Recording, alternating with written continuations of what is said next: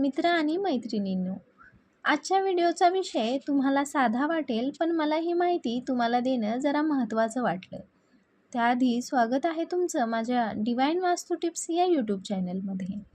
तर आजच्या व्हिडिओचा विषय आहे आपण देवाला मंदिरात गेल्यानंतर किंवा आपण जेव्हा देवाला काहीतरी प्रार्थना करतो, काहीतरी मागणं घालतो, साकडं घालतो, अशा वेळेस देवाला काय मागावं, कसं मागावं ज्याने लगेच फळ भेटेल आणि काही मागू नये, या गोष्टी मी तुम्हाला सांगणार आहे. आपण सगळे देवाकडे काही ना काहीतरी मागत असतो. कोणी पैसा मागतो, कोणी सुख मागतो, कोणी गाडी बंगला, कोणी यश मागतो. खूप काही गोष्टी आपापल्या परीने लोक देवाला साकडं घालत असतात. आणि काही लोकांचे इच्छा देव पूर्ण देखील करतो, काहींचे लवकर करतो, काहींचे उशिरा करतो. यामध्ये खूप साऱ्या गोष्टी पाहायला मिळतात.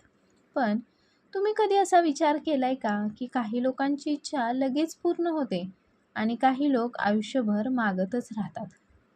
देव फरक करतात का, की आपणच काहीतरी चुका करत असतो?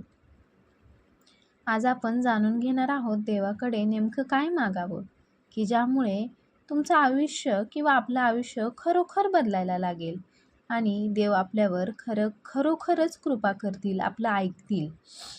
तर देवाकडे मागणं म्हणजे फक्त शब्द नाहीत किंवा फक्त मागणं नाही, तर ती एक भावना असते, एक विश्वास असतो. पण अनेक वेळा आपण देवाकडे फक्त समस्या आल्यावरच जातो आणि मग म्हणतो देव ऐकत नाही. पण खरं सांगायचं तर देव नेहमी ऐकतात. त्यांचं आपल्यावर नेहमी लक्ष असतं. आपण सुखात असो, दुःखात असो, अडचणीत असो, काळजीत असो, कोणत्याही परिस्थितीत आणि कुठेही असो, तरी देवाचं आपल्याकडे लक्ष असतं. हे कधीच विसरायचं नाही आहे.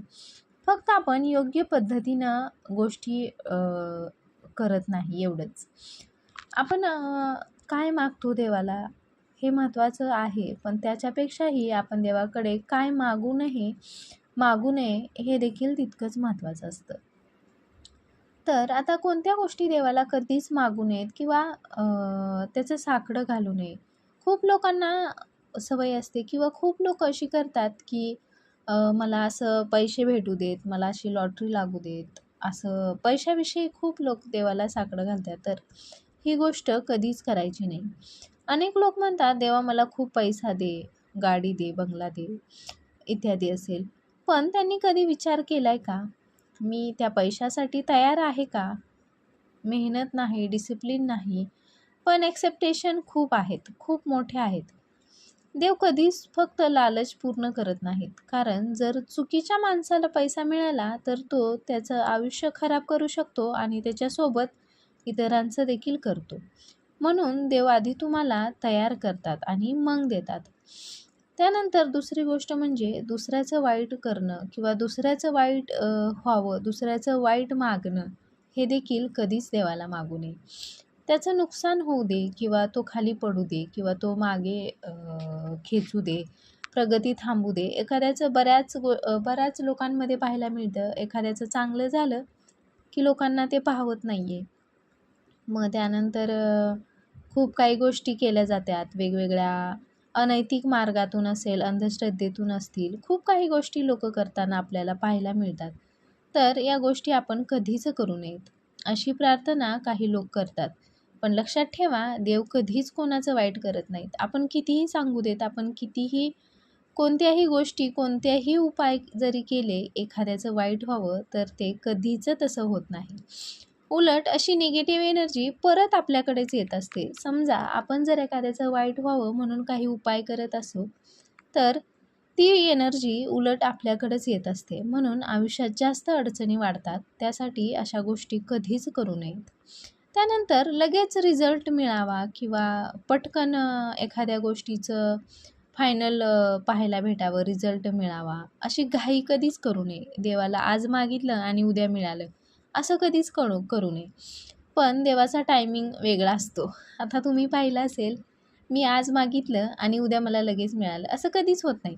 देव काय करतो, सगळ्या गोष्टी वेळेवर आणि टाईममध्येच आपल्याला भेटत असतात किंवा आपल्यापर्यंत पोचत असतात. तुम्हाला जे हवं आहे ते तुम्हाला योग्य वेळेवरच मिळत असतं. जेव्हा आपल्या आयुष्यात एखाद्या गोष्टीची खरोखरच गरज असते, त्यावेळेला आपल्या आयुष्यात ती गोष्ट नक्कीच कुठूनही येत असते.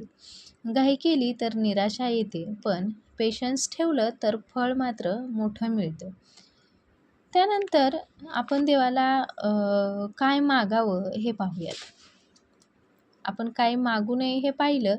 आता आपण काय मागावं हे पाहूयात. तर आपण देवाला नेहमी, कधीही आपण देवाला प्रार्थना केली तर नेहमी योग्य मार्ग दे आणि योग्य बुद्धी दे, दुसऱ्याचं भलं होऊ दे, अशी सद्बुद्धी देवाला मागावी.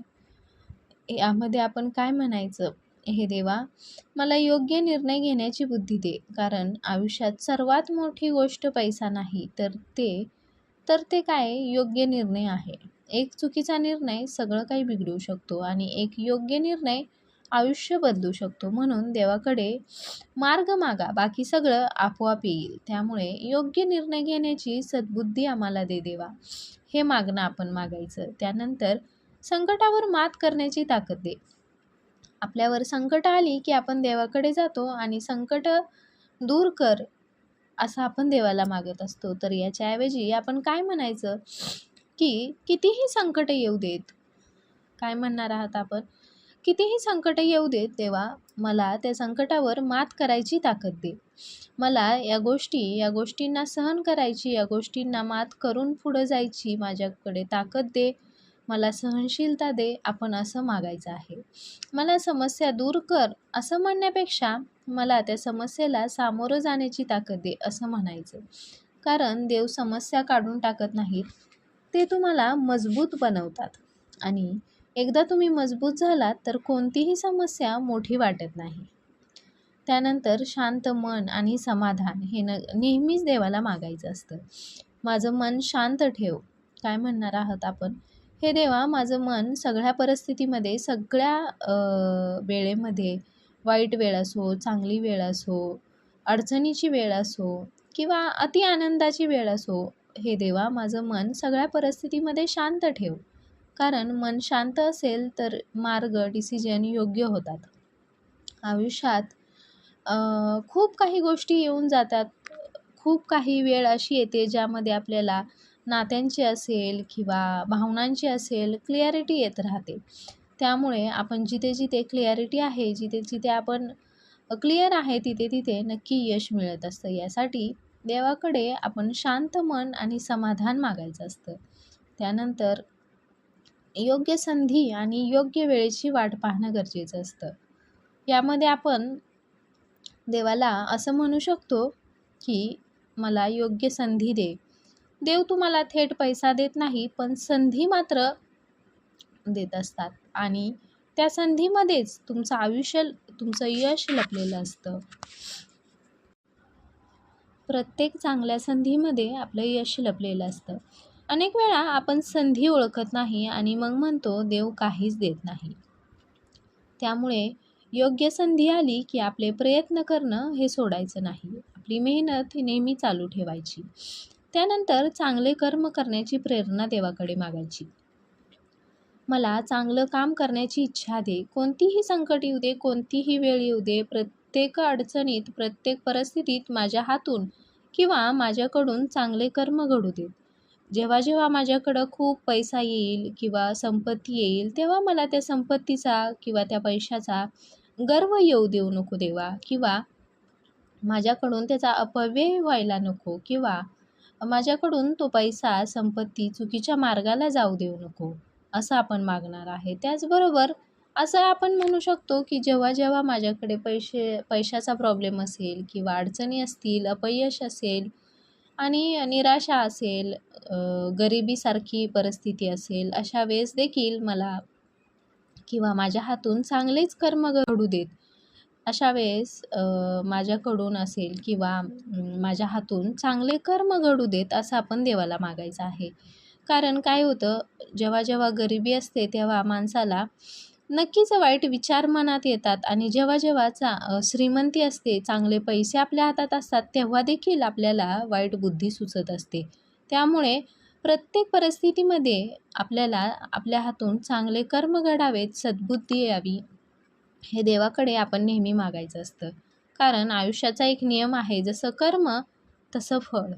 जर तुम्ही चांगलं करत असाल तर चांगलं परत येणारच आपल्याकडे. देव फक्त तेच मल्टिप्लाय करत असतात. म्हणजे आपण जे करतो तेच आपल्याकडे माघारी येत असतं. तर ह्या काही गोष्टी होत्या ज्या आपण देवाकडे मागायच्या असतात.